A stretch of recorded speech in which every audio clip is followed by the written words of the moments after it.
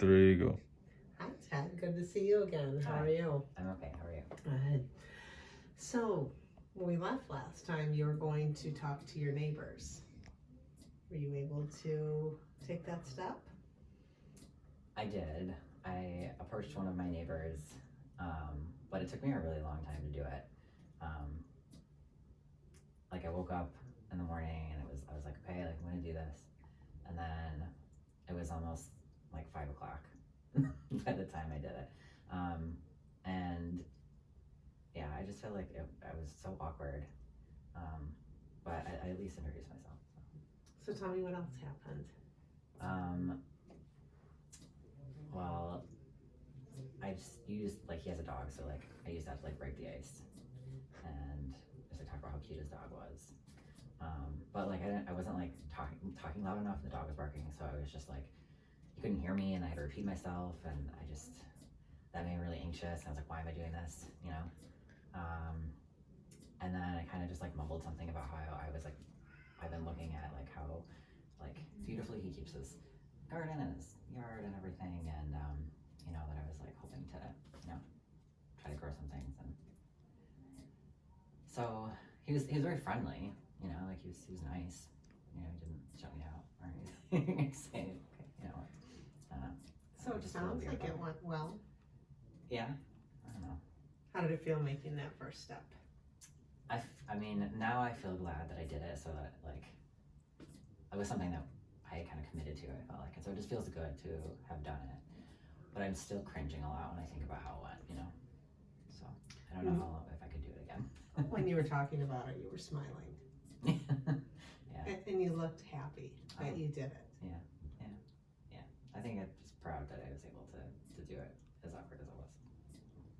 So, do you think you'll talk to him again? I mean, I have to now. Yeah, well, you don't have to do anything, do you? No, that's true, but I probably will. Yeah, I will. So, looking back on it, was it as risky as you thought it was? No, I think it was just uncomfortable. It's like the anticipation that feels unbearable sometimes. To just initiate, but I'm alive. I'm still here. Nothing terrible happened. The world didn't end. It just really feels like it will. Like until I actually do it. So.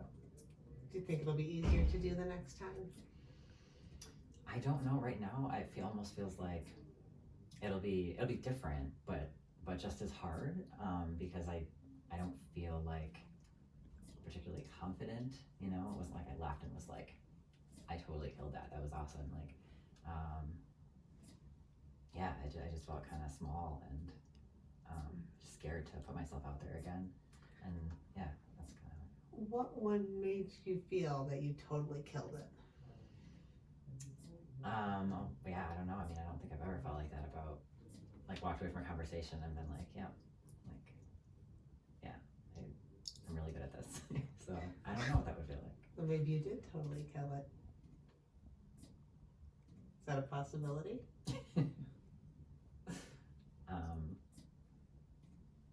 Yeah, I don't think so.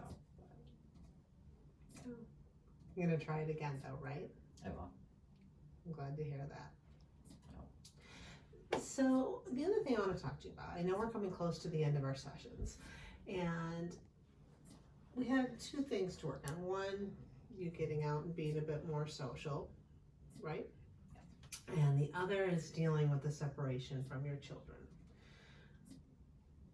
Have you been able to talk to them since we last spoke? Yeah, so we talked about, instead of, asking them to talk on the phone as frequently as I wanted, to try writing to them, and emailing them, and just see if that would, more like sustainable and fit into their schedule and stuff. So, yeah, so I wrote to both of them separately, and actually, talked about meeting with you a little bit, and just said, this is something that I realize like it's important to me, but I don't want to put pressure on you. I just, care about you and I want to know what's going on in your lives. So, and I just kind of asked them, like, how do you feel about, just trying to, each other on a regular basis. And, you know, they were both really sweet about it and responded really quickly. So that felt good. Does it make you feel any less anxious about them being in another part of the country?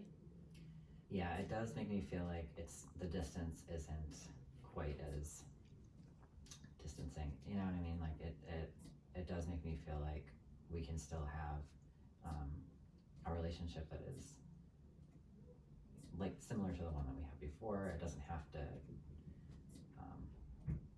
I don't feel like it's as much of a loss. You know, it just feels like a shift, but that we can still be in each other's lives. So if the way you were feeling when you first came in, that loss you were feeling was a level 0 and 100% okay with the relationship is a 10, can you tell me where you're feeling today? I think that right now I am probably at a 7. I still feel like it might be a burden, and I'm nervous about you know, that like email that I send out and then I don't end up hearing from them when I expect to and how I'll react. But I think that, you know, if I go back and I just like reread their responses and just remind myself that like they're just busy and it's not about me, that I can, you know, just tell them how I'm feeling and then that'll be okay. So yeah, I think there is some anxiety about that kind of situation happening, which is why I'm not at a 10. But it's still, I feel a lot better about it. Yeah. Now, I hear burden come up today and in our other sessions. You feeling like a burden to your children. Talk to me a bit more about that. I guess I've always had this like parenting philosophy that like kids don't owe their parents anything. You know, like they didn't ask to be born, and so I think it's just an extension of that. Like I really, in my heart, believe that like your kids don't owe you anything, and to be in a situation where I want to ask them for something, right? Feels like it kind of goes against that in some way, but I mean, I'm probably just afraid of their rejection. You know, like yeah, I don't know totally what that's about. Like beyond that. Have you talked to them about that feeling? About feeling like a burden when that I you ask don't them for feel like you things. could ask them? Yeah, I mean, I've tried not to be like super open with them because I also I never want to like put my, you know, my stress and my, you know, feelings like on them. And even though they're adults now, and I think, you know, we could probably have that conversation. I just, out of habit, you know, I just don't really open up to them, so. Before we meet again, because we are coming to a close on our time today, I'd like you to take some time and actually write out what you would say. Say it, and if you think it's not exactly what you want to say, rewrite it and practice it. Have that in your head.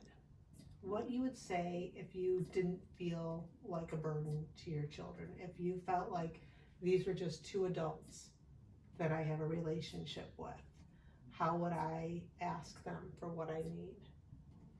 What is it that I need? What exactly is it that I need? And how can I ask them for that? You want me to send this to them?